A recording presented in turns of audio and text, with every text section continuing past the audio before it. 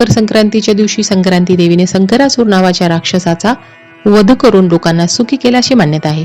तर ही संक्रांती देवी यंदा 2026 मध्ये कशावर बसून आली आहे, तिने कोणत्या रंगाचे वस्त्र परिधान केले आहेत, कुठून कुठे जात आहे याबद्दल माहिती जाणून घेऊया. प्रत्येक वर्षी संक्रांती देवी वेगवेगळ्या वाहनावरून बसून येत असते. यंदा मकर संक्रांतीचं वाहन वाघ असणार आहे आणि उपवाहन घोडा असणार आहे. तिने पिवळ्या रंगाचे वस्त्र परिधान केलेले आहेत आणि हातामध्ये गदा घेतलेली आहे. तिने केशराचा टिळा लावलेला असून वयाने ती कुमारिका आहे आणि बसलेली आहे.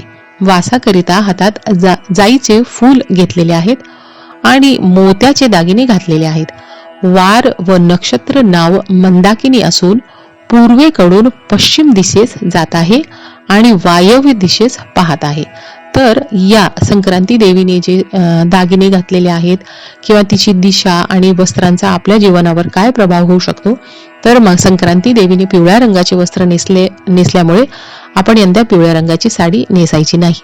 त्याच सोबत तिने वासाकरिता जे जाईचं फूल हातात घेतलेले आहे, तर यावेळेस तुम्हाला संक्रांतीच्या दिवशी जाईच्या फुलांचा गजरा आणि फुलं न वापरता गुलाब, शेवंती, मोगरा, अबोली यासारख्या फुलांचा गजरा किंवा फुलं तुम्ही वापरू शकता. संक्रांती देवीने केशराचा टिळा लावला असल्यामुळे केशराचा टिळा आपण लावू शकत नाही. हळद, कुंकू तुम्ही लावू शकता. आणि महत्वाचं म्हणजे मोत्याच्या दागिन्यांचा वापर संक्रांती देवीने केल्यामुळे यावर्षी आपल्याला मोत्याच्या दागिन्यांचा वापर संक्रांतीच्या दिवशी पूजा करताना करायचा नाही. त्याचसोबत संक्रांती देवीचं वाहन वाहक असल्यामुळे यंदा सोने, चांदी, तांदूळ, दूध, डाळी यांच्या दरामध्ये मोठी वाढ होण्याची शक्यता आहे. तर मकर संक्रांतीची माहिती तुम्हाला कशी वाटली मला कमेंटमध्ये नक्की सांगा आणि व्हिडिओतली माहिती आवडली तर सबस्क्राईब करायला विसरू नका.